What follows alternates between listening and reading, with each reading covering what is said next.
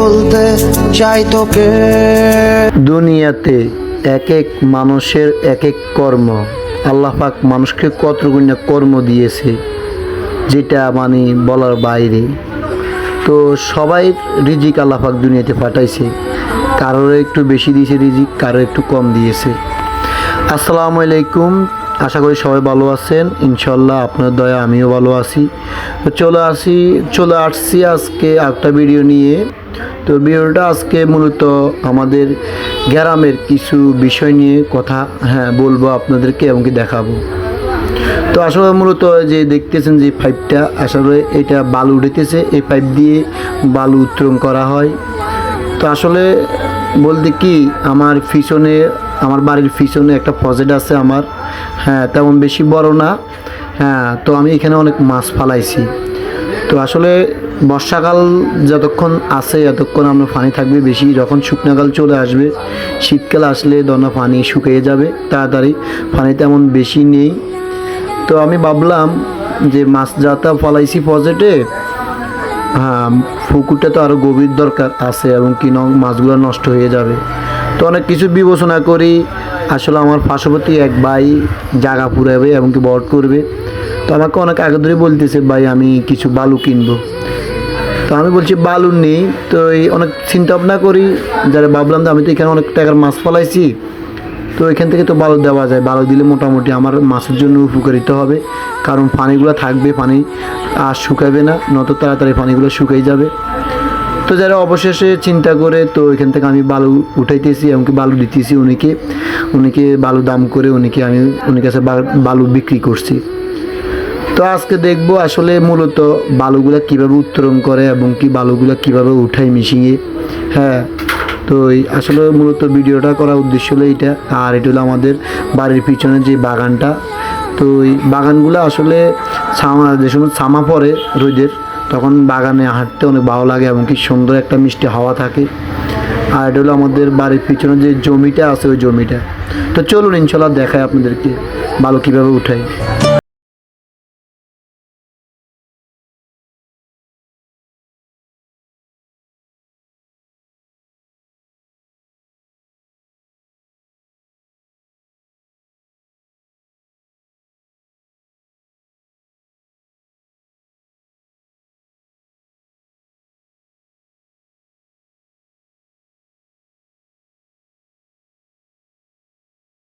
আসছি মূলত আমার ফজেডে, এই যে আমি এখন জালটে উঠাই ভিতরে ঢুকতেছি। এই মূলত আমার ফজেডটা হলো এটা, তেমন বেশি বড় না, আপনারা দেখতেছেন। তো আমি এখানে অনেক মাছ ফালাইছি, মাছগুলো অনেক ভালো বড় হয়েছে।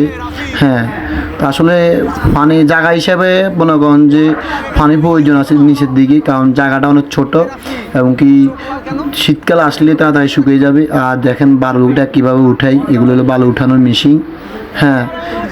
ওনারা মেশিনের সঙ্গে থাকে, সুখ সুবিধা দেখে।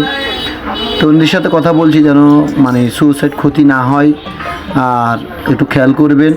আর বলছি যে আমি বালু উঠাইতেছি যেন আমার দ্বারা অন্যের ক্ষতি না হয়। আমরা বেশিরভাগ জানি যে বালু উঠাইলে সুইসাইড ভেঙে যায়। তো সুইসাইড ভাঙন মানে অন্যের সম্পদ নষ্ট হয়ে যাওয়া। তো আমি বলছি আমি 10 টাকা পাবো, এই জন্য আরেকজনের সম্পদ নষ্ট হবে, এই 10 টাকার কোনো দাম নাই। আর এই বালু উঠানোর কোনো প্রয়োজন নাই। যদি সিস্টেম করে বালু উঠানো যায়, উঠাইলে কোনো সমস্যা হবে না, তাহলে বালু উঠান। আর দুই কোন সমস্যা হবে তাহলে কেউ বালু উঠানোর দরকার নাই, আর বালু উঠে না। তো উনি আমাকে ভরসা দিয়েছে যে না, অন্য কোনো ক্ষতি হবে না, বালু তো কম উঠাইবেন, বালু এখান থেকে উঠবে, ভাঙবে না।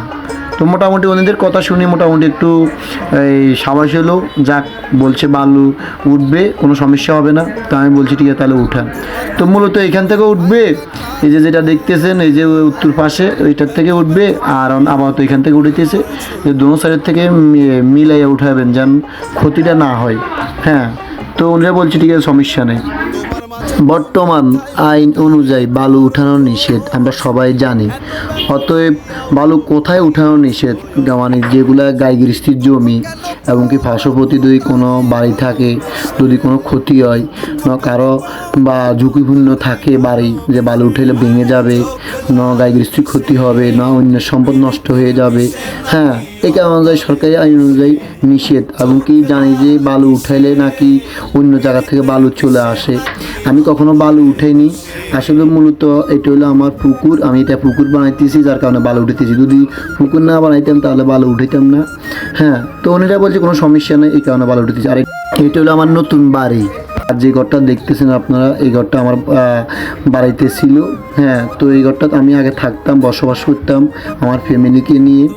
তো আসলে মূলত এই বাড়িটা করার পরে এখানে একটা ঘর দরকার ছিল, যার কারণে ঘরটা আমার বাড়ির থেকে আমি এখানে মানে নিয়ে আসছি।